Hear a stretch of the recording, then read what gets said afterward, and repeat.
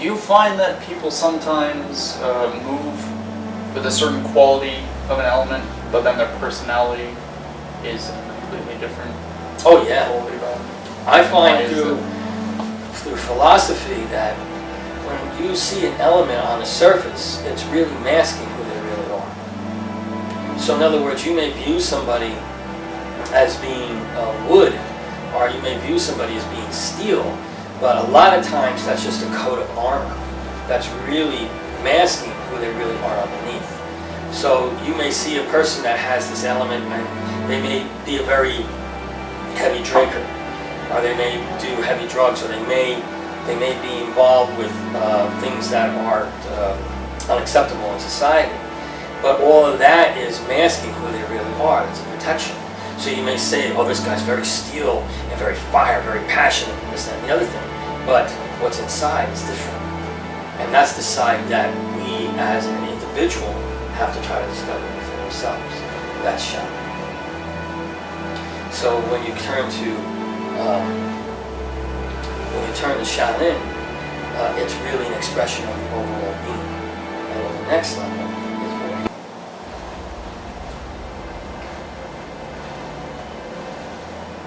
When all the elements coming together. So I think Chen Yan Yu on my journey, which I can't even mention all the Sifus that I trained in. And I can't say, I think if a person's really searching, or even an organization should be made up of many different Sifus, and all respected within their own right.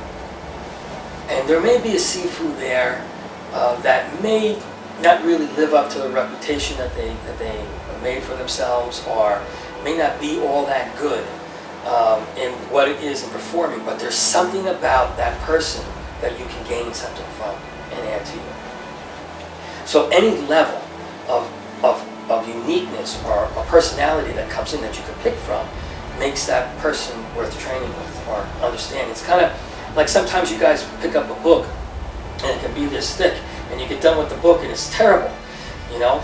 But sometimes the best thing about the book was the title, you know? and it's the title that made you pick up that book. The cover. And you learned from that which made it worth reading. Or there may be something in the center of that book or somewhere in that book that makes it worth reading that you could take for your own and build on it. That's Kung Fu. You know, that's all foundation. I think what I tried to do on my journey was take all of these different teachers, even to this day, I listen philosophically to everyone. There's really not too much you can, I don't think there's really too much you can teach me mechanistically anymore with the arts. Internally, not too much either. Though that's something that I'm always discovering on my own in the internal parts of the arts. But I'm always listening philosophically and always listening to other Sifus, other teachers, and never judging anybody that is coming from a point of view. I always like to hear what they have to offer. And maybe I may not agree with anything, almost anything that's said, but I know there's something in there. And that something that's in there is something that I can take home and add to who and what I am, whatever their element they're coming from. You know? And that to me is the great absorber. And I think Chen Yan Yu saw that in me, taught me for those 2 years, until one day I came to his door and it was basically in Tai Chi, and I still don't really understand it. And I came to the door, it was maybe 1.5 years to almost 2 years, and I trained with him in Flushing, Queens. And I knocked on his door, and he opened up the door, and I was there for my lesson. And most of our lesson was discussed philosophically and taking certain moves within the Tai Chi form, all internal.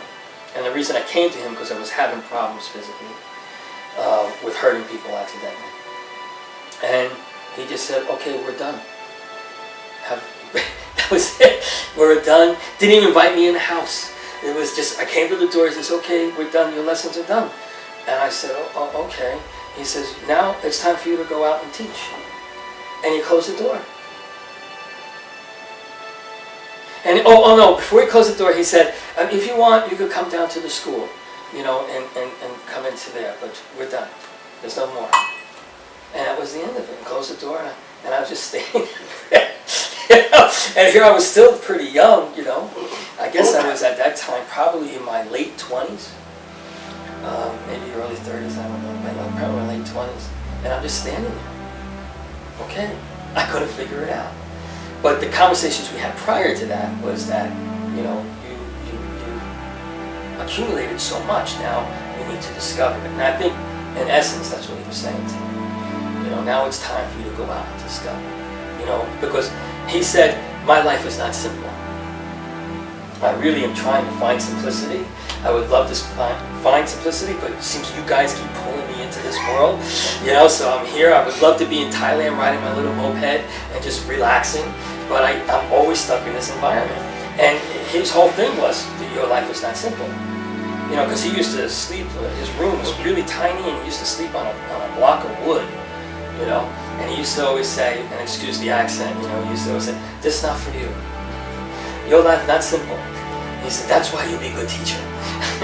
Because you can reach people that most people can't reach. Which is the truth. Though I just recently changed that. He's still around. He's still teaching. He probably wouldn't even know who I was. You know, I was just a moment in his life. We met in a place called Ham Heaven, which neither one of us ate ham. But I was teaching in Chinatown. And I ran into a student or a person that I was working with that told me about this man. And I was looking for somebody to teach me because internally I was doing a lot of damage to people accidentally. And that could be a whole other story in itself.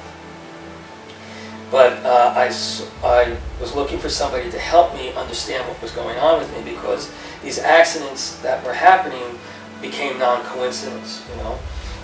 When you just touch people and knock them out, just in play, just not fighting or anything, just, you know, hey, stop that, or whatever it is. There's a lot of stories that go with that.